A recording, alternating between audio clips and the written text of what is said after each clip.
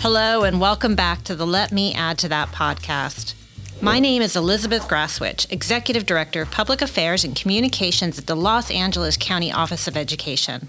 We are the largest regional education agency in the United States. We serve 80 school districts and nearly 2 million children. We are excited to use this platform to take a deep dive into the conversations surrounding our students and schools in LA County. Over the years, STEM has evolved from science, technology, engineering, and mathematics to a more expansive focus that includes the arts, recognizing that creativity, design thinking, and problem solving are part of the modern world. But what does that exactly mean when we think about STEM in our education communities? Joining us today are two incredible leaders who are focused on STEM education. First, we have Tanvir Dhillon, who is our LACOE STEM Education Project Director. Welcome, Tanvir. Thank you. And we also have Deborah Atwell, who is our Project Director of STEM Special Projects. Welcome, Deborah. So thank you both for joining us and shedding a little light on where we are with STEM and what we're doing moving forward. So just to kind of begin, what is STEM education? The definition of STEM education has kind of evolved over the past 25 years. It started off as a convenient overlapping of 4 disciplines, but it's evolved into more of a developing a knowledge base and a critical and a key skill set for our students to be critical thinkers in the 21st century. And now we use the term STEAM, right? So, we've added arts to it. And how did that come about and what does that even mean? Yeah, so thinking about what we want our students to do when they're graduating and walking across the stage, right? We really need our STEM leaders to be pushing for more arts and humanities into STEM education, because that's what's really going to nurture and allow our students to think creatively. And because, look, we want our students to be able to communicate in writing and in speech. We want our students to be able to create models that convey evidence succinctly, and that requires a strong foundation in language arts and creative arts to really blossom through STEM education. The realization that Tanvir brought to light about 25 years ago, that STEM is very interdisciplinary, right? And real-world problem solving involves skills that are mathematical skills, that are engineering skills, are science skills. And so the interconnected nature of STEM is very prevalent. Our pedagogy that we hope to promote and we are promoting in the district and create pedagogy very much is a pedagogy that works for mathematics, for science, for computer science, for engineering. And so when we think about education, I think we need to recognize that our classrooms still are very organized, very around specific disciplines. And I think the future is calling for us to integrate those disciplines. And so what you were saying earlier about language arts and the arts themselves incorporated into STEM and STEAM, it's so key, because sometimes we think of science and mathematics as these static type of disciplines where we that are not creative. And mathematics is a creative pursuit. And so we need that creative thinking from the arts imbued into engineering, mathematics, and science instruction in our classrooms. Well, and you veered into a conversation that I love, which is around AI in education and like how AI is shaping the future workforce. And there's a lot of conversations about like how we should look at our education a little bit differently. And some of the concepts you've just discussed are part of that, of like integrating different disciplines and using critical thinking and creativity. And it seems like STEM, STEAM are very much aligned to that. So when you think about STEM and STEAM, how do you think about that in terms of helping to support the future workforce in our communities? Yeah, so as a science major, as a science teacher, STEM education isn't about making more scientists. It's really about literacy. And so when we think about our students, what we want them to have at the end when they're walking across the stage, we want them to be able to analyze data. We want them to think logically. We want them to troubleshoot things, right? To be a problem solver. And so what STEM education is going to provide is those habits of mind that allow them to be problem solvers. And that's going to be a universal currency in any job market, regardless of what role AI is playing in that. Well, and you just brought up again, just a really good point. I think there's this misconception that if you're like focusing on STEM, you have to go into certain job fields, but you don't, right? Like they translate into other job fields.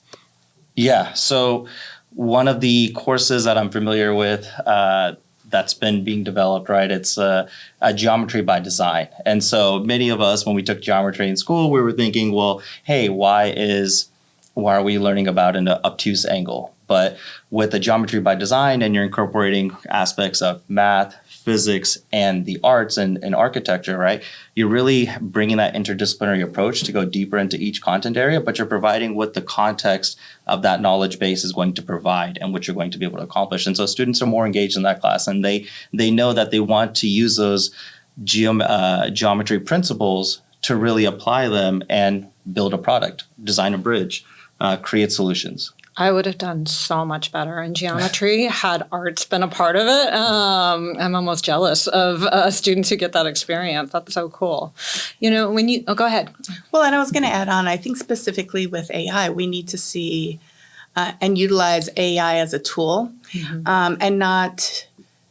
and ensure that all students have access to AI as a resource and as a valuable tool for their learning. And unfortunately, sometimes what happens is certain student groups are marginalized and they are not allowed access to AI where other groups of students are. And so I think really demystifying AI, seeing it as a useful tool for STEM education is key. And I think teachers, we need to broaden our view of how students can successfully use artificial intelligence to explore real-world problems in their communities. Well, and ultimately the skills that you all are talking about are the skills students are going to need, right? Yes. In order to navigate an AI-enabled world. Absolutely. When you think about STEM instruction and what that looks like in a classroom, what are you looking for? What should students be experiencing? Yeah. I think what we're really what we're aligning our message in LA County Office of Ed with the statewide message, focus on inquiry, and balancing direct instruction in the classroom with student-centered reasoning, problem solving, where teachers become facilitators of student thinking rather than the deliverer of information to students. And so by engaging students in a way where they can access their background knowledge, the knowledge of their community, all of their cultural assets to problem solve real world problems that are happening in their communities, there's a different level of engagement entirely when we engage students in this way. And so we've been working with our partners, our local implementation partners for the Math Science Computer Science Grant. In LA County, our partners are UCLA CenterX, and we're really focusing on pedagogy around inquiry. How do teachers do this well? How do we ask questions to get students to think deeper about their own thinking and the thinking of others in the classroom and learning from each other? As Tanvir said earlier, like communication and collaboration is key. So we don't want those. We want to balance our our classrooms with opportunities for students to engage with each other around real world problems, as well as some direct instruction to help build skill. Yeah, and it's to add to that, right? It's when you're walking into a classroom and you're seeing students engaged, it should be a bit noisy, right? Students should be engaged in a productive struggle, and it's not necessarily going to always be super clean cut, but that's okay because students are going through the process of trial and error and learning, and it's like this iterative process, iterative cycle to really guide their thinking and to guide their learning. And so we're having this shift in instruction that it's more of the teachers playing the guide on the side rather than the sage on the stage. Well, and how cool to engage them in problems that are happening in their very own communities, right? I mean, then you're almost building in civic engagement and kind of a sense of community, right? And kind of making a difference for others. Can I build on that a little Absolutely. bit, if you don't mind? We did some work recently over the last 2 years with coaches and TOSAs from math, science, and computer science leaders across our districts in LA County. And we focused in on heat maps and different locations throughout LA County. And patterns emerge right away where you see heat indexes much higher in the summer in communities without trees, without green spaces, with lots of like in urban settings, right? And these tend to be lower income families and communities. And so like investigating what does the heat index mean for my community? What and how can I shift that? Like you were talking about community engagement, right? Citizenship. And like, oh, I as a student am powerful enough to advocate for more planting of trees in my community or more trees on my campus or a microforest on my campus or something to that effect, right? And so I think your point that we empower students to be change leaders is vital. Yeah, that's so awesome. And, another point, you've brought up our underrepresented, historically marginalized communities. And that's always been a challenge, right, with STEM education, as well as for girls. How is that shaping up? What are we doing to try to address that? So the key aspect with that is that you have to foster belonging, and especially at an early age. If students don't see themselves as scientists and engineers at early elementary age, then they're really not going to ever see themselves as scientists and engineers. So you have to develop those experiences for students. So that means we have to be less of gatekeepers and more of an inclusive approach where students are engaging and seeing themselves as, hey, I designed something, I'm an engineer, I built something, right? And so when they see themselves as scientists, then they'll carry on that idea, hey, this is something that's accomplishable for me, this is something that I can do, and you have to start that at an early age.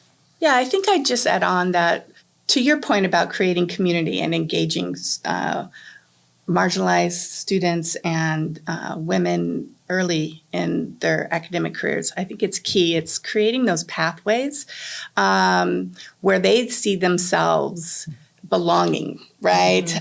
Because I think sometimes even with some of our events that we have for LA County, certain groups are underrepresented.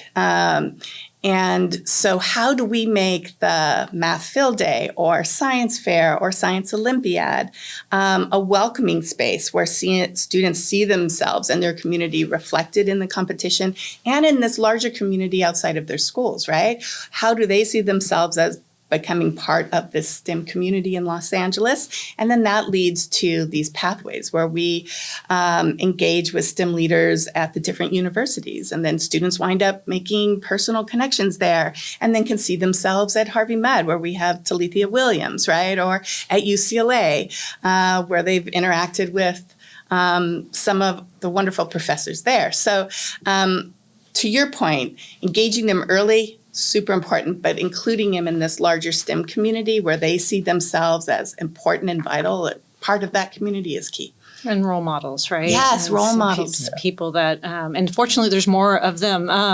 We see more women in roles, or the popular media has started to lift up some of those stories, which is nice to have seen as well. Now, you mentioned a couple of the big events that you all do, which Girls in STEM and Math Field Day. Tell us a little bit about those. We have a wonderful set of events for STEM that happen in the spring.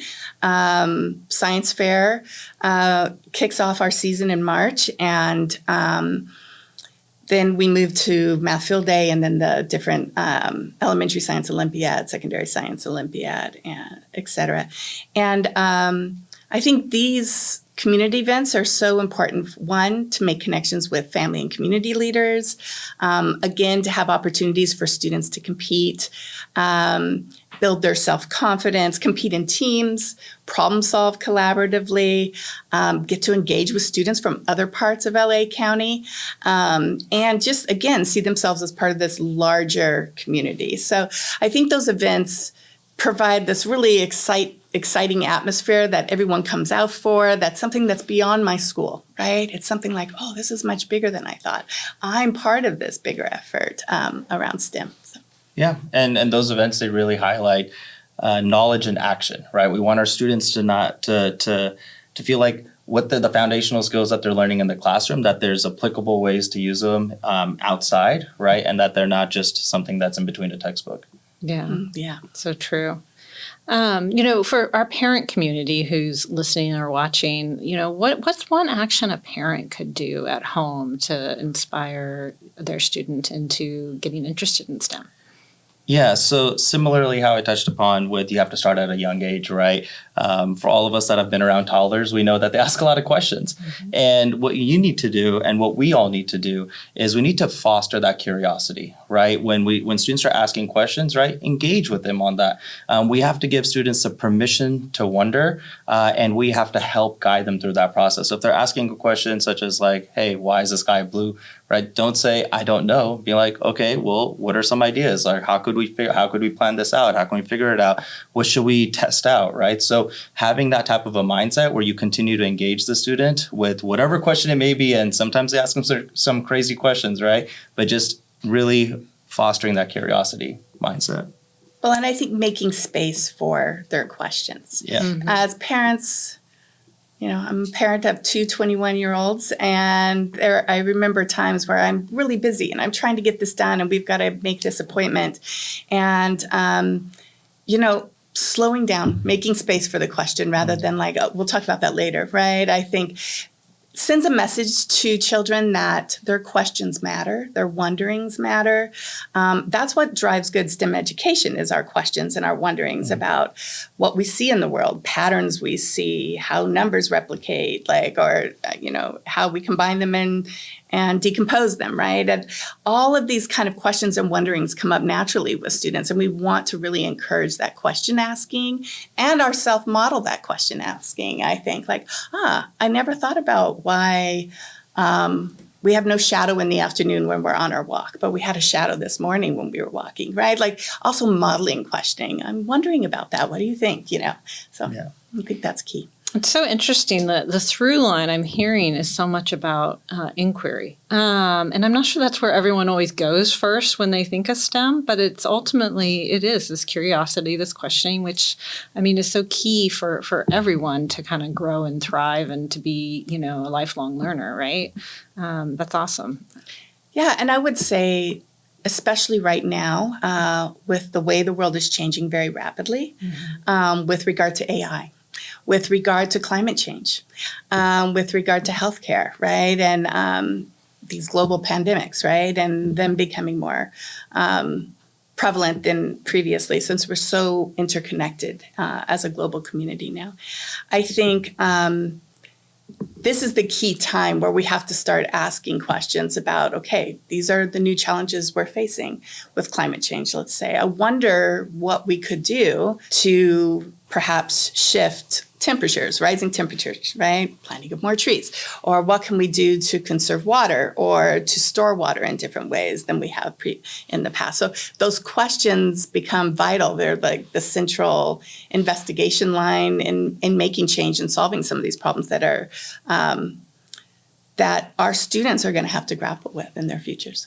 Yeah, and inquiry really just provides students like the agency to drive their education, right? And that they're asking questions and solving and answering those problems with what they're interested in. And so that personalization also gives students a reason to come to school because they know that they're going to be the one that they're the agents for their learning. As many places, many districts and schools that I've worked at, right, truancy and absenteeism is a problem everywhere. But what we need to do is that we need to provide more anchors for students to want to come to school. And having inquiry-based instruction, specifically through STEM, as an example, it provides reasons for students to come to school and be a part of the community that can lead to all these other wonderful outcomes. Well, and applying inquiry to one of the themes that we've already touched on, which is the disparities that we see in STEM in our communities. What is something that communities can do to help support more equitable access to STEM and STEM fields for our students? So one of our big focuses for the Cal Math Science Computer Science grant, we call it Cal MSCS, is we have a regional infrastructure in LA County of four regions: North LA County, Southwest LA County, Southeast LA County, and San Gabriel Valley. LAUSD is also its own region of LA County. But we're working with those four regions, and we've formed parent and educator communities of practice. And that's essential for the MSCS grant because one of the grant goals is increased parent and community engagement in STEM. And that is beyond the STEM night, beyond the typical STEM night, right? We need to engage parents as co-partners in shifting instruction or balancing instruction in our districts. And so we've done some learning with UCLA Center X alongside parents. Parents are getting the same learning as our educators are getting. And they together are collaborating this next year to write a parent workshop for Math Field Day, Science Fair, and the Olympiads. And that's important because that is true partnership building trust with the community, especially our marginalized communities. I think that's key, is establishing trust and establishing partnership. And so that's our goal with Cal MSCS, with our Family and Community Engagement events, are those parent educator COPs, so we can become partners and bring in more parents, especially from our marginalized communities, to our STEM events in the spring. Yeah, bringing everyone to the table. And so I had said this analogy earlier. I guess maybe, I don't know how many other people know it, like couples that work out together, they stay together. Mm-hmm. And so what I was saying, families that learn together, they thrive together. And so that when it really takes a village to raise our youth, right, to raise our young ones, like families need to be a part of that, be at the table and be a part of that conversation. And it's not just, oh, hey, I dropped them off at school and, then that's it. Can I share one other example, Absolutely. if it's okay? We recently just had a parent and educator community of practice meeting up in Lancaster and in our North LA County regional hub. And we did a science investigation, a science inquiry together. We engaged teachers right alongside the parents. And it was wonderful. We had these cubes of different materials, wood, plastic, metals, and we took ice cubes and we observed the rate of melt of those ice cubes. And we began to, we couldn't explain, why are the ice cube on steel, why is it melting so quickly? We didn't expect that to happen, right? And so then we started building why this might be happening together as a team. And why is this important? I think this type of engagement, the parents were like, gosh, if I had learned science this way, if I had engaged with science in this way, I think my learning would be deeper. And how do we bring this? They were just so motivated to bring this to their students' classrooms. And so I just want to share that as a real world example that has happened in the last month. And parents are excited to go on this journey with us. Towards that and doing that same kind of engagement with mathematics. Like parents were like, I never realized that we could combine numbers in this way. So anyways, again, helping communities to understand that there's lots of ways we can educate our students, right? And perhaps classrooms where we're quiet and we're in books, there's places for that, right? But then there's also places for this type of real world exploration. So.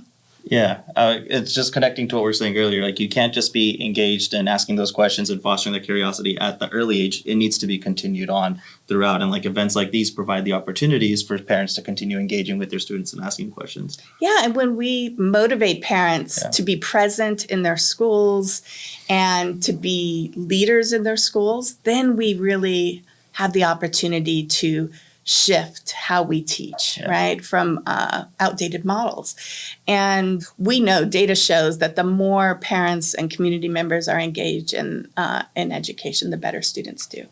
Yeah, no, it's amazing. I mean, I think after fourth grade, I don't think I could help my sons anymore with their math. And so, we forget, right? So if we weren't using it. And so what a great way to help support our parents supporting their kids. Yeah. Now, I know you were working on a number of grants. Can you share a little bit about those grants and why they're important? Yeah.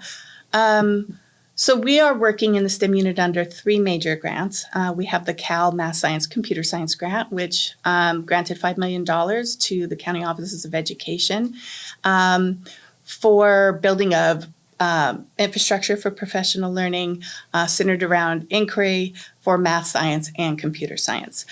So it's interesting because it's an interdisciplinary grant. And so LACOE has really envisioned, we have done our professional learning with our TOSAs and our leaders together. And at first it was awkward for us. It was weird for science and math and computer science to be connected in one professional learning focused on inquiry pedagogy. But we've really grown as a team. And I think we've really began to see inquiry pedagogy as a pedagogy that all classrooms, regardless of discipline, should be engaging in. So out of that grant, we have two other grants. We have the MPLP grant, the Math Professional Learning Partnership, which again is money granted towards the county offices of education for professional learning for teacher leaders. Again, very much structured like a lot of the same type of through lines between MSCS and the MPLP grant, and the building of resource banks for open-ended inquiry that's aligned in the 2023 math framework. And then we have the Authentic Task for Learning and Assessment grant, which was a statutory grant that came to us to the Los Angeles County Office of Education, a $7 million grant for the building of a statewide science performance task bank, which launched in January of this year. Congratulations. Yeah, so we have about 3,000 users right now across the state, and it's only growing because we only had about 2,000 a month ago, so it is growing. But that is intended to be a resource for phenomena-based science inquiry in the classroom. And so shifting away performance tasks, yes, they're important for the statewide assessment system, but they're much more effective. And the intention is for them to be done in classrooms, for students to be engaging in these real-world performance tasks instructionally, because that's where the data is closest to the student, where the teachers can make the most change, right? And so, we're focusing on that for science and doing some very similar work in math. All of these grants align to the bigger statewide picture that we feel very strongly we're a part of growing that, since our county office, we're about 24% of the state's students in LA County. And the way our data goes, so does the state. And so we feel that this is a very important charge. We feel this is a personal endeavor for all of us. And so we're on board with the state's leadership, and we're excited about the work we're doing in LA County. Yeah. It's and regardless of whether the focus, right, is math grant focused or science grant, right, what it really is getting at is building those core habits that our students are going to need, and really developing literacy through an inquiry-based instruction, so that way students, no matter where they end up at, no matter what field they're in, they can thrive. It's amazing how much is going on. And again, congratulations on the launch. I know that's really exciting, and a lot of work has gone into it. As we close, thinking about the work ahead, it's an exciting time really in STEM education. What does that look like for you? What does that mean when you hear those words? Well, I really feel like a sense of responsibility, right, of doing right for our kids. Like you said, we have 25% of the students, right, in the state. And so when I really think deeply about this, it's when a student gets dropped off at every single school, right? It's not just a parent dropping off their kid and that you're just watching their kid. They're dropping off their investment. They're dropping off their future, their entire family's future. And so with that sense of responsibility is that having pockets of excellence is not enough. We need to have systems of excellence. And so how do we nurture that, and how do we develop that so that way all students have equal opportunity to thrive regardless of what zip code they're in, or what neighborhood they're in, or what school happens to just be closest to them, right? That we want students to be not limited. We want them to be limitless. And what that really has to be is the future is collaborative. It's not going to be competitive. So how do we bring everyone to the table? Yeah, that's awesome. I think I would just add on that I think the state-wide leadership has really set up systems and infrastructure building, and so we feel strongly that we're part of that. Mm-hmm. And so if we are to fully incorporate the state's vision for STEM learning around inquiry, then that means that us as a county office of education, we need to partner with our districts. We need to enable partnership with parents and community leaders, and engage students in ways that meet 21st century challenges. And so I think when we talk about what's the future, I think we have to, the alignment with the state vision is key, right? And the building of that statewide infrastructure is key. And then building our internal infrastructure in LA County. So even though we have these regional hubs, because all of our communities are slightly different, have different strengths and challenges, we bring those communities together in a couple of annual meetings.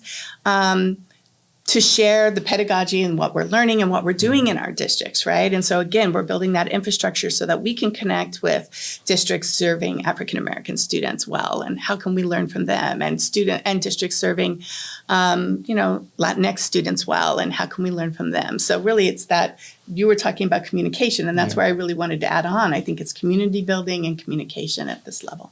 Yeah, and that we're really here to be a resource, right? It's as LACOE, we're all still one LA County community, right? And that we're here to partner with everyone to really support our students.